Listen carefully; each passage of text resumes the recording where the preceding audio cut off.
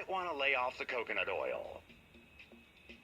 Health food enthusiasts and hipsters have long sworn by the many benefits of coconut oil. But according to the American Heart Association, it may not actually be all that good for you. Coconut oil, unlike most plant oils, is highly saturated. Its saturated fat content is 82%, higher than butter, beef fat, and pork lard. Saturated fat has been linked to low-density lipoprotein, which is bad cholesterol that can build up in the arteries and increase the risk of heart disease.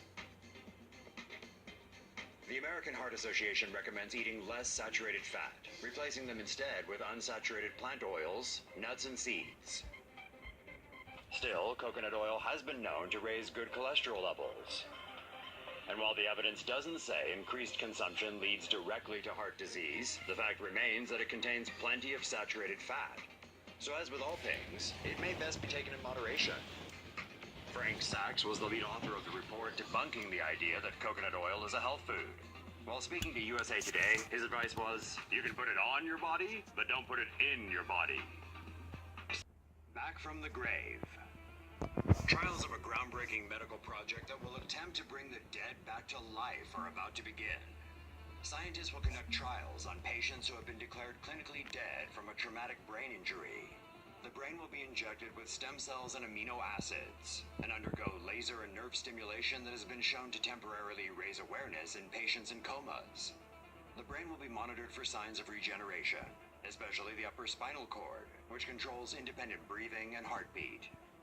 Scientists conducting the trials cite the ability of animals to repair parts of their nervous systems.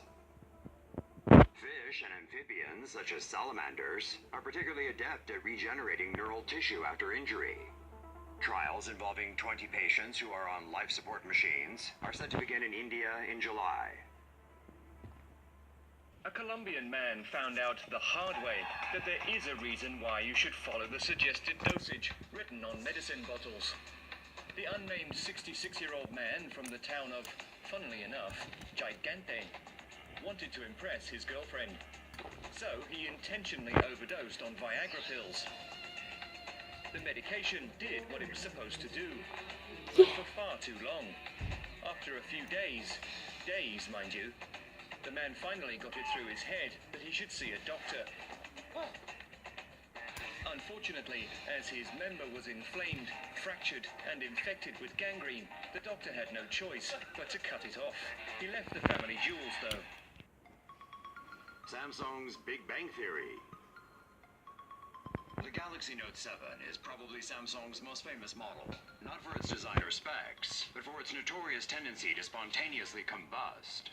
After 2 recalls that cost the brand at least $5 billion, the South Korean phone giant has finally revealed where exactly it all went wrong.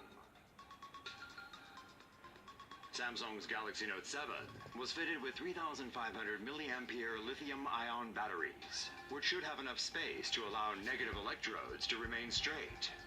However, those manufactured by a company subsidiary were found to have deflected negative electrodes, which caused the batteries to overheat and explode. As a result, Samsung recalled and reissued all Galaxy Note 7 phones in September.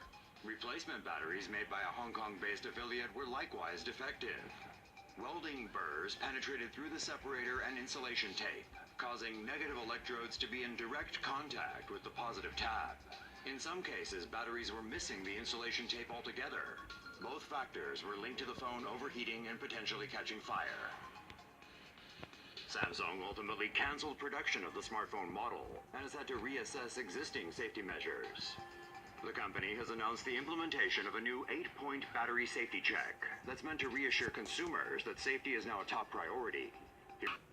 Tennessee high school prank goes from a bit of fun to violently dumb. The dictionary defines a prank as a mischievous trick or practical joke. But we're not sure if this level of destruction falls into the category of a prank. This looks more like the aftermath of a Viking raid. Seniors at Tennessee's Sequoia High School evidently have some tradition of pre-graduation pranking. And this year's prank seemed to start out harmlessly enough, with the majority of the damage involving glitter and toilet paper. But boy, oh boy, things escalated fast. Out-of-control student vandals peed on walls, left dead animals in the hallways, dropped goldfish into toilets, and pretty much ransacked the entire building inside and out. Students set booby traps over doorways, put marbles and baby oil on the floor so that people would slip, which is, of course, very, very funny. The school principal was highly displeased. Actually not. He allegedly gave the vandals permission to go on the prank raid. A couple of police officers stopped by during the prank, but reportedly did nothing to stop it. An off-duty cop who was working as a security officer at the school allegedly assisted the vandals by carrying their supplies into the school for them. After the dust settled, about 100 seniors were banned from attending their graduation ceremony. Principal Gary Cole was suspended with pay as the school board decides his fate. And considering 3 teachers filed workers' compensation claims after they fell and hurt themselves, his job isn't looking very secure. The security officer was also fired. Did you pull pranks in high school? Were they anything approaching this level of mayhem? Disgruntled ex-employee kills 5, then himself. A man who was fired from a company that makes accessories for RVs in Orlando went back to his old workplace on Monday morning to shoot several of his ex-colleagues. He killed 5 people, then turned the gun on himself and committed suicide.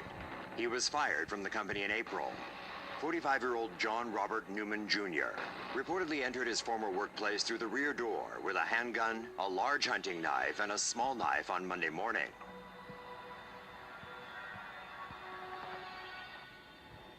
Newman allegedly singled out targeted victims and told others to leave. One of the employees was in the bathroom at the time of the shooting and heard gunshots. Newman fatally shot 4 men and a woman before taking his own life.